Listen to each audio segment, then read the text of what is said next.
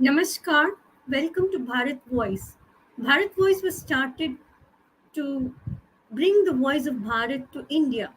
In our first episode, we now today discuss the Islamization of Agraharams in Tamil Nadu. Agraharams are increasingly turning Islamic in Tamil Nadu. They are centuries old Brahmin settlements in villages of South India. Agraharams or Chaturvedi Mangalams are row houses and they have roads flanking their houses flanking on both sides of the roads. So agraharams, and they are very well planned, spacious, and uniquely designed, so that the whole system is so structured that the whole lifestyle of the brahmanas revolves around temples. And in ancient times, these agraharams were landed villages and they were donated to brahmanas, Brahmana families, to teach Vedas. So, and such danas that were granted by the Chola kings and the noblemen, they were called as manyam.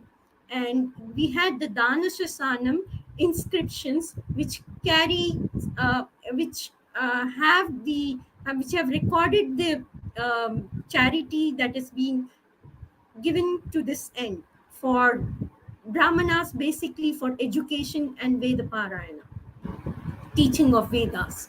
So now, as you can see in the screen, it is one of the Agraharam houses, well spacious, flanking along the roads. And you can see these columns that is drawn by the Agraharam female members, the women there, the Brahmin women. And what we now saw is we have with us Radhaji. Radhaji, namaskar, Radha Tiwarji. She's a Hindu activist, and in fact, she was the one who had gone to these agraharams and done a case study on how agraharams are turning Islamic in South India, basically in Tamil Nadu. The character of the agraharams in Tanjavur, Tiruvur, and Nagapattinam, Karaikal districts have undergone a shocking change. The temples in Agraharam now look like dilapidated halls. There are women wearing burqas and bearded men wearing skull caps and lungis populating Agraharams today. I mean, where is the other? Otherwise, the whole scenery was quite different. It was all populated by Brahmanas. There used to be, any Agraharam had two temples, the Perumal temple and the Shivan temple. Now, and then there used to be a huge temple pond too. Now, those things are literally vanishing.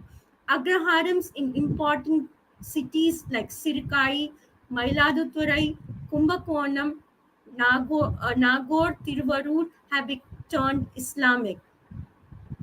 Hindus have left these agraharams many years ago, and it is said that the Muslims demolished even the temples there. So, this is the case here.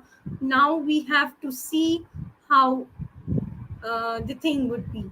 The character of the agraharams, therefore, in Tanjavur, Tiruvarur, Nagapattinam, Karaikal districts have undergone a shocking change. So, as we said, we proceed now further. We see how in Tanjavur what happened. We found that in the Agraharam of Chakripalli and near Ayampeti on Tanjore Kumbakonam highway. Now it is converted. I mean, there are streets there named after Islamic streets. Like they have the Hajiar Street and then the Kaide Millat Street. So the traditional names have gone and Islamic names have taken over. There are even mosques there. Only a 1500-year-old Chakaraveshwara temple remains in the Agraharam now. Non-Muslims are not able to walk. I mean, literally, it's difficult for women to walk there after 5 p.m. There's harassment because of harassment and fear, because the character of the whole place has changed. so drastically. There are signs of huge Agraharams in Rajgiri near Chakra school. In other towns, only temples remain in the Agraharam. The rest of the whole character is completely changed.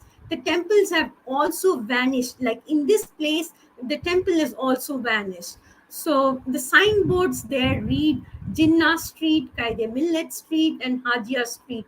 I mean, they shine very brightly and big. That is the state of affairs there today. So the situation in Mailaduturai is equally bad. That is near an Agraharam called Nidur, right? So there it is very bad. In fact, it's the worst there. It is completely Islamic there. In fact, the only thing is there's a huge mosque and there's a huge pond. And that is the sign that there was a Agraharam there earlier. There's no other thing that you can see there. There was a Perumal temple in front of the Agraharam, and that remains. I mean, it's in ruins. So, and there was a huge people tree there. So near the Vishwanatha temple, and that people tree, its roots stand up near the ruined Sanctum Sanctorum, and that's the only thing remaining there now. So it's a very pathetic, absolutely bad state of affairs. Now, now we discuss about how did these Agraharams turn Muslim? Because when we wrote this article, we had first started written this article in Bharat Voice website. Radhaji had uh, even done that. We both together wrote it.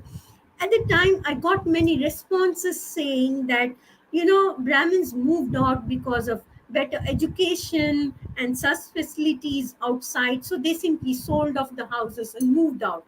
And they sold it to Muslims because they pay high price. That is not so. I mean, that's the general attitude of people. That's not so, because even today there are many Brahmins, even though they don't get any salary, because one should know that the temples in Tamil Nadu have been taken over by the HRNC, that is the government. The government controls near 44,000, more than 44,000 temples, and they don't pay any salary to the priests. In fact, lately they came out with a scheme saying that they'll pay a paltry amount of 1,000 rupees per month, because they don't consider priesthood as, I mean, they don't think that they should pay the salaries to the priests. Even the donations that people give, the danam that people give, or uh, uh, provide in the thali that we have, that is also, there is a law now saying that that cannot go to the pandits or the gurukals there. It has to go to the hundi. So, and the hundi income is totally taken over by the HRNC. So we have the priests who are really, they're impoverished, and these temples in Agraharams are also in ruins, but still the Brahmins tried to keep pulling on. What happened was, there was one house which is bought by a Muslim at a high price.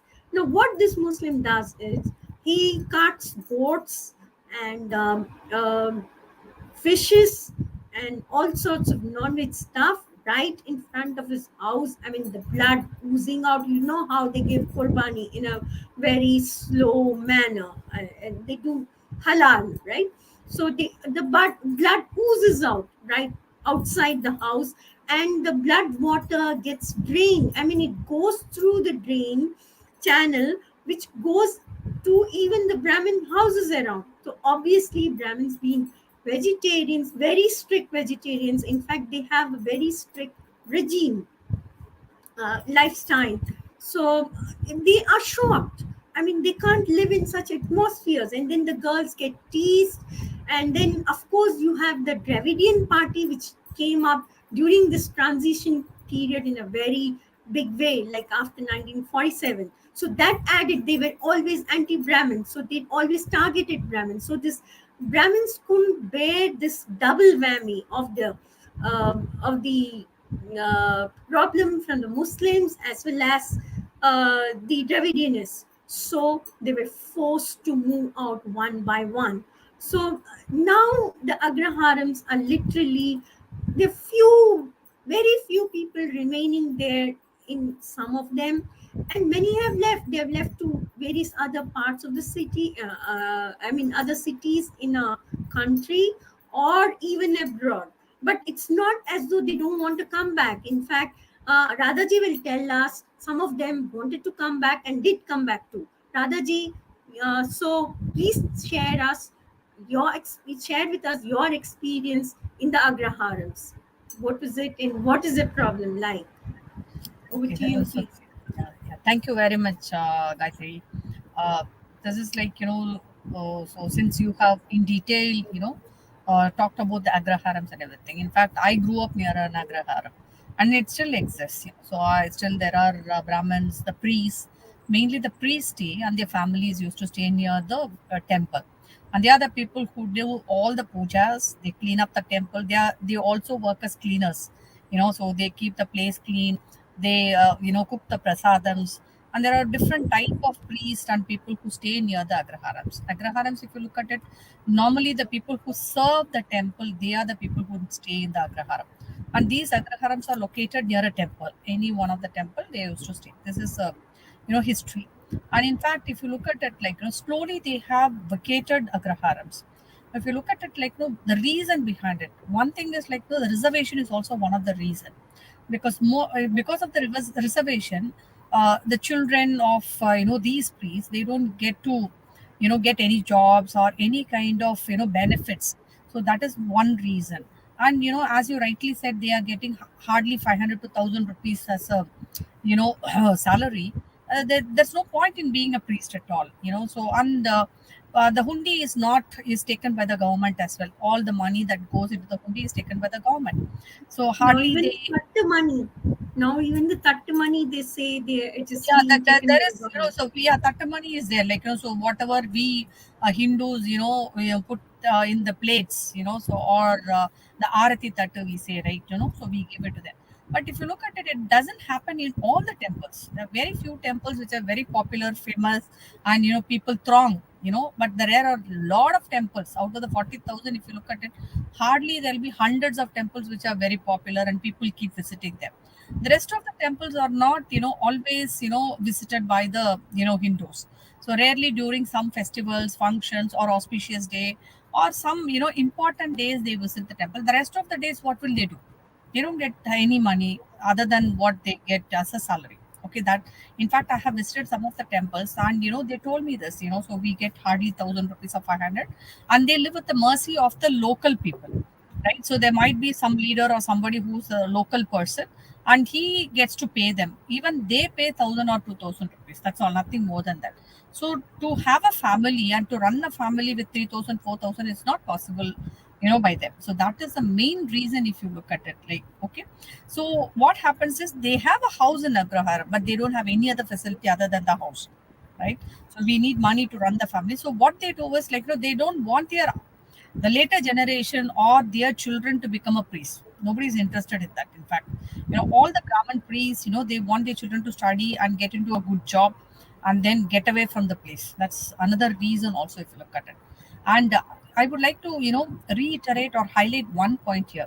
When there is a priest in a temple, he is not the only person involved with the temple. The whole family is involved. They have to get up at 3 o'clock, the Brahma Muhurat, and then Yeah. the whole family has to take bath, and they have to prepare the prasadam, and then they have to clean the temple. They have to do a lot of work. It's not easy.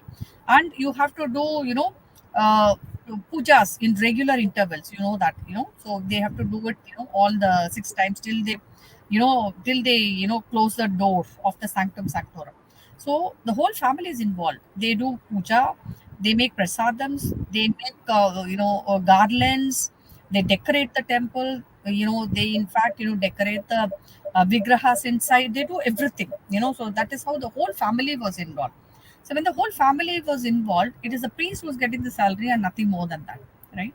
So that is the main reason, so slowly the Brahmin priests are, moving away from Agraha. The moment, their children study somewhere and get a good job or something, they want, I mean, the next step would be they would like to take their parents with them. Nobody wants to.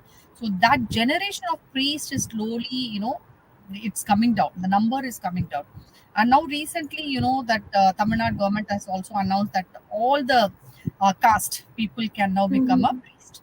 So they have Yeah. also started that, so movement, and a lot of other caste people have joined.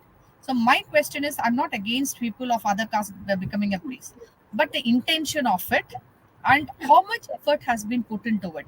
As I said, the Yeah. whole family is involved, and there is, as you said, there is a strict regime to be followed. You just Yeah. cannot become a priest just like that, right? So, Yeah. and these priests who are from the other caste, I'm surprised, or I have, suspicious about the whole intention, because I'm not sure whether they're following the agamas, whether they follow the rituals, whether they Yeah. follow the strict regime. Okay, so who's going to monitor all these things? Nobody is going to monitor. And to become a Absolutely. priest, it is not a 3 year course or 4 year course. It's a lifetime course, right? You keep Absolutely. evolving, you keep, studying the scriptures, you keep, doing it to, the whole life, So, and you're not going to retire also here, right? Till you die, you're going to be a priest there. Now, you cannot make it as a profession. So, I personally believe that it cannot be a profession, and it No. has to be, followed, strictly. Otherwise, it doesn't make sense. Okay. And So, Radhaji, I heard that the government has now started some 6 months course to make, I mean, to become a priest. How can a person become priest so in 6 months? I mean, that's a people drama. learn, spend 8, 10 years, nearly 10 to 12 years are spent learning all the And none of these agamas. priests, And they don't know yeah, Sanskrit. They don't know any mantra, so they keep chanting something. I don't know. I have never visited those temples. Okay, I don't want to visit those temples also. So I keep away from those kind of temples, right? But yeah, regarding this Islamization, which you were yeah. talking about, so what happened is, the brokers play a bigger role here. So they bring in a customer saying that he's a Hindu. So they don't say it's Oh, a Muslim. Normally, mm-hmm. like, when a Brahmin wants to sell a house, he wants to sell it to a Brahmin. Normally, that's Absolutely. so then Mm, when he wants to sell it to a Brahmin, the brokers play a smart game here, and they say it is another Brahmin or another Hindu or a vegetarian who would like to buy, and when in a hurry they sell the house and then leave. So the moment they leave mm-hmm. it, it goes first into a Hindu's hand, then it goes Mm. into the Muslim's hand. So that's all. Directly they don't sell to the Muslims. Okay, that doesn't happen here. So So the it might be Hindu a that second. they have, the Hindu that they bring is also their kind of a broker, Yeah, I mean, yeah. in They between. all have, some kind of a pact, so they all Yeah. join together. It's a plan. It's a, plan, they want to. And in fact, all these agraharams will be placed in a very good place in the town. It will be in the center of the town. So very good location. And you cannot, get those places at a cheap rate. So if you buy, it's going to be, if you're lucky, you are going to get that place, so that's how it is. And the houses are also not very small houses. In fact, the houses are, you can see Quite it's a spacious. sprawling building that you have, I and know. getting those houses is not a joke.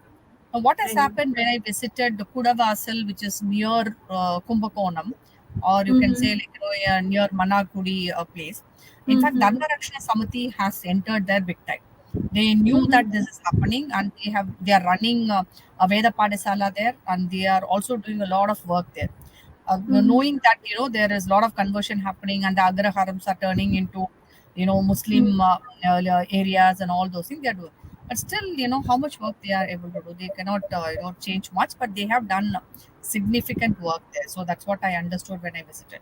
But I could see that the moment it goes into the hands of the Muslim. They start, doing whatever that you have been saying. Like, they cook non-veg, they cut the, animals Mm-hmm. in front of the house, they wash fishes.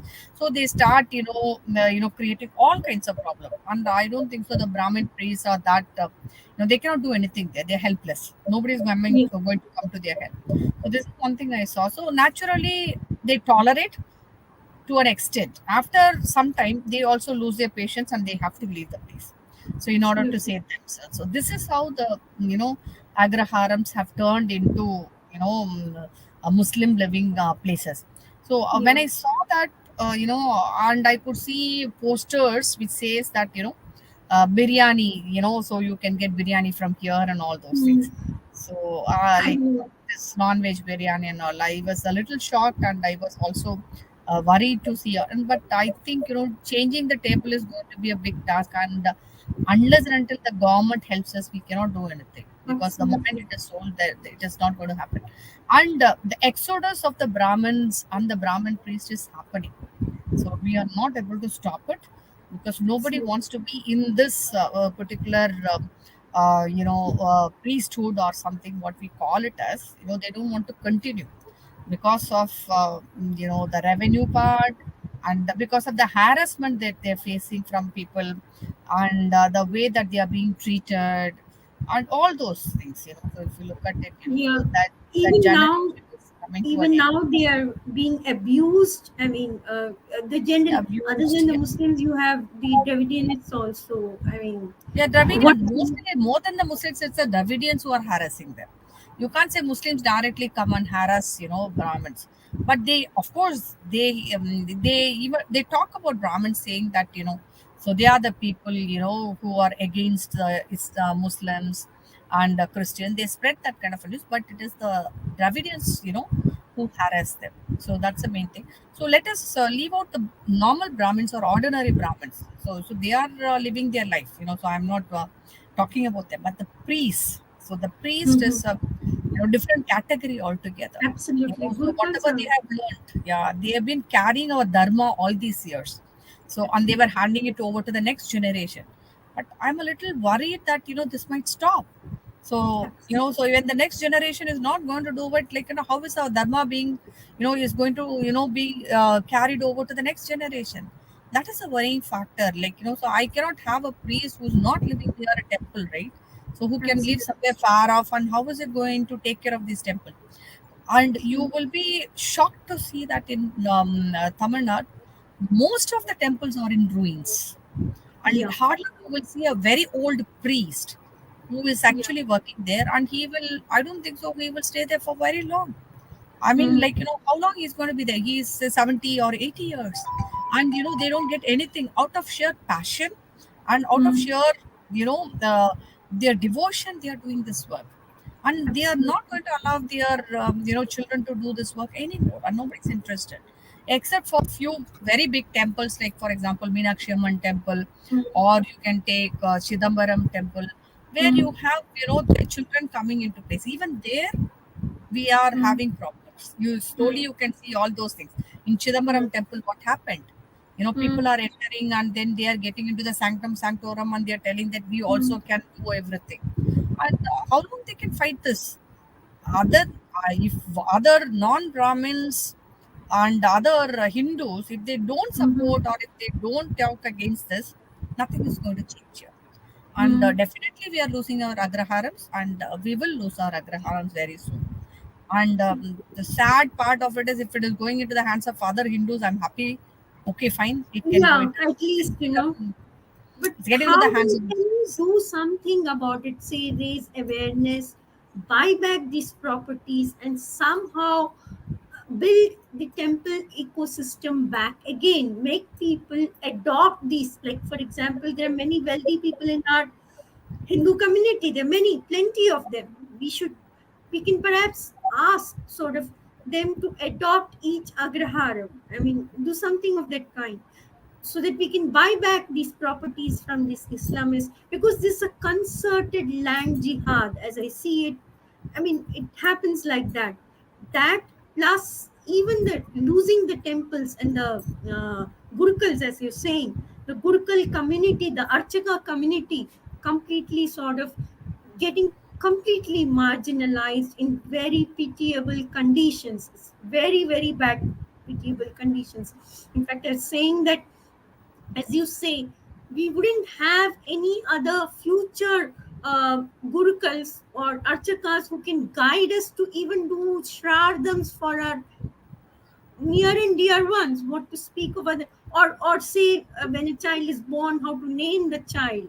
We have all those, and the Vidya Arambaram ceremony, naming ceremony, or even wedding. We would not have people telling us, uh, guiding us through the proper procedure, because these mantras are very important. You invoke the uh, fire god, I mean Agni, and all those powers to, I mean, there's so much energy in a temple that we lose. This- an ancient temple has so much energy around it, which really helps the people around. I mean, there's so much shanti that comes. So, what can be done, Radhaji, to save it? I mean, what do you think? Like losing our agraharams, so already whoever has bought, see, the Muslims who have bought it, they have an agenda. I don't think so they're going to give it back to us unless and until the government comes and says, like, except for the priest, nobody should live near the temple. If at all, if they say that, then it is going to work out. But we will not be able to do it. Second thing is, but there is something happening where the, like, Dharma Rakshana Samiti or any other Hindu organization, they have all started conducting a lot of Veda Padashalas now, and they have Mm, started training, the next generation, students also. So that is also simultaneously happening. Though it is a slow process, we have, I could see in Tamil Nadu lot of Veda Padashalas and people who are contributing it, for that. So that is a good sign, if you ask me. It's a very good sign that, there are children who have started, studying yeah, Vedas and Agamas and everything, so that, so they'll become priests, in the coming days. So that's a very good sign that I could see. But the only that is worrying factor is, like, even if they become a priest, if they don't get the proper income, how are they income. going Yeah, to sustain? So that is absolutely. my worry, actually. So we are pushing our children into something where they cannot live. So I think, Yeah, unless until the temples comes in the hands of the Hindus, this is not going to happen. Till it is in the absolutely. hands of the government, it is not going to happen. The Absolutely. government is not worried about it. So Absolutely. I think, there's a lot of fight going on in Tamil Nadu, wherein people are claiming that, temple should be handed over to the Hindus.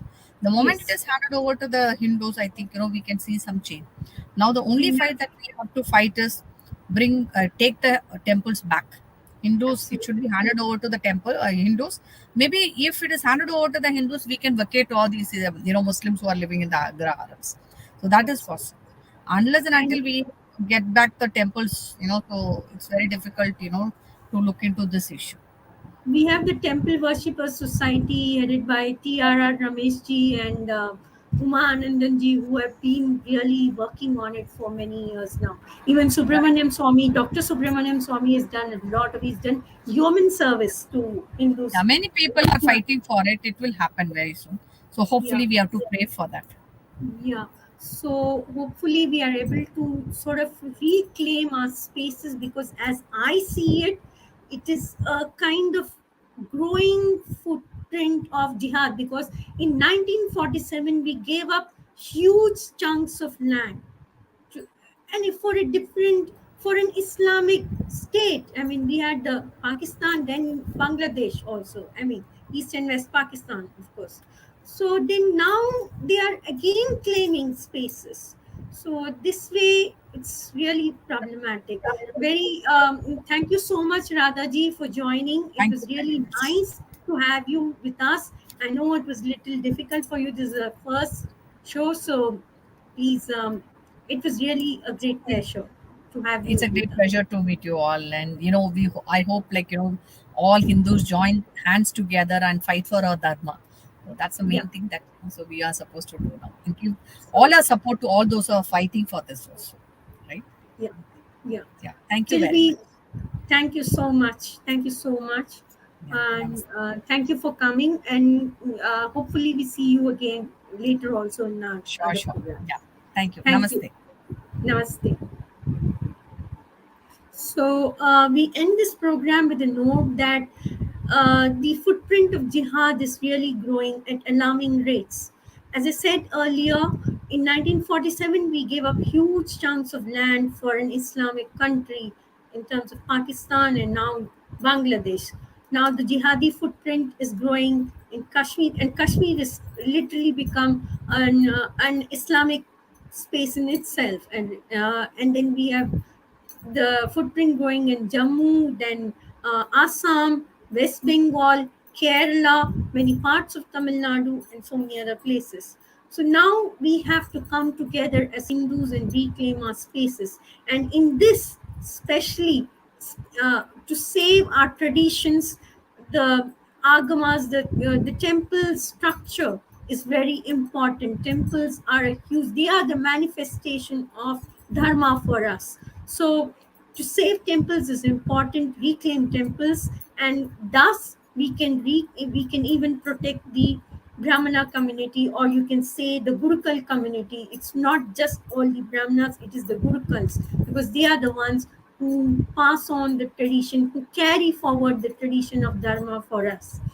Thank you. Namaskar. With this note, thank you, and thank you for watching.